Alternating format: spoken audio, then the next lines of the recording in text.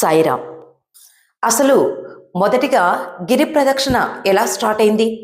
పూర్వం బ్రహ్మదేవునికి, విష్ణుమూర్తికి మన ఇద్దరిలో ఎవరు గొప్ప అనే అహంకారం, వివాదం వచ్చింది.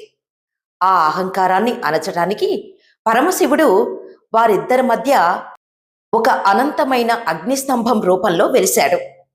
ఈ అగ్నిస్తంభం మొదలు కానీ, చివర కానీ ఎవరైతే చూసొస్తారో వారే గొప్ప అని చెప్పారు. బ్రహ్మదేవుడు హంసరూపమెత్తి పైకి, విష్ణుమూర్తి వరాహ రూపమెత్తి కిందకి వెళ్ళినా కూడా ఆ జ్యోతిర్లింగ అంతం కనుక్కోలేకపోయారు. చివరికి తమ తప్పు తెలుసుకొని శివుడిని శరణు కోరారు. ఆ తీవ్రమైన అగ్నిజ్వాలల వేడికి లోకాలు తట్టుకోలేకపోతే దేవతల వేడుకోలు మేరకు ఆ మహా అగ్నిస్తంభం ఒక ప్రశాంతమైన అరుణాచల పర్వతంగా స్థిరపడింది. ఆ సమయంలోనే సృష్టిలో మొదటి గిరి ప్రదక్షిణను సాక్షాత్తు శ్రీ మహావిష్ణువు, బ్రహ్మదేవుడు మరియు సకల దేవతలు కలిసి చేశారు.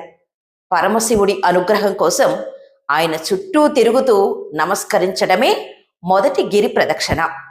మరి గిరి ప్రదక్షిణ ఎలా చేయాలి? అరుణాచల గిరి ప్రదక్షిణ దారి దాదాపు 14 కిలోమీటర్లు ఉంటుంది. దీనికి కొన్ని పవిత్రమైన నియమాలు ఉన్నాయి. కొండనే శివరూపంగా భావిస్తారు కాబట్టి చెప్పులు లేకుండా నడవాలి. ఒక నిండు గర్భిణీ స్త్రీ ఎంత మెల్లగా, నిదానంగా అడుగులు వేస్తుందో అంత శాంతంగా, ప్రశాంతంగా నడవాలి. పరిగెత్తకూడదు. రోడ్డుకు ఎల్లప్పుడూ ఎడమవైపునే నడవాలి. కుడివైపున సిద్ధులు, యోగులు, దేవతలు అదృశ్య రూపాల్లో ప్రదక్షిణ చేస్తారని నమ్మకం. నడిచేటప్పుడు అనవసరమైన మాటలు మాట్లాడకూడదు. ఓం నమఃశివాయ లేదా అరుణాచల శివ నామాన్ని మనసులో స్మరిస్తూ నడవాలి. ఈ 14 కిలోమీటర్ల ప్రదక్షిణ మార్గంలో దిక్కులాధిపతి అయిన 8 లింగాలు ఉంటాయి. ఒక్కో లింగాన్ని దర్శించుకోవటం వల్ల ఒక్కో రకమైన ఫలితం లభిస్తుంది.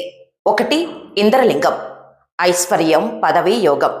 2 అగ్నిలింగం, అనారోగ్యాలు, రోగ భయాలు తొలగిపోతాయి. 3 యమలింగం, ఆయుష్ పెరుగుతుంది, మృత్యు భయం పోతుంది. 4 నిరుతిలింగం, కష్టాలు, శత్రుభయాలు తొలగుతాయి. 5 వరుణలింగం, వర్షాలు, పాపాల ప్రక్షాళన, నీటి గండాలు తొలగుతాయి.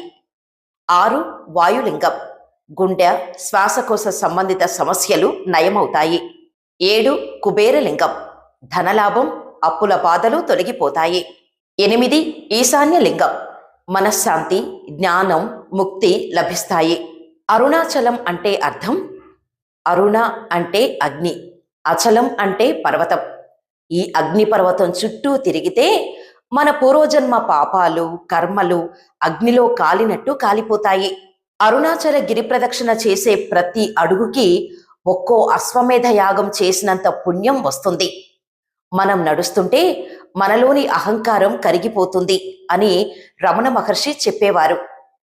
సాధారణ రోజుల్లో కంటే పౌర్ణమి రాత్రి సమయంలో గిరి ప్రదక్షిణ చేయటం అత్యంత విశేషమైనది.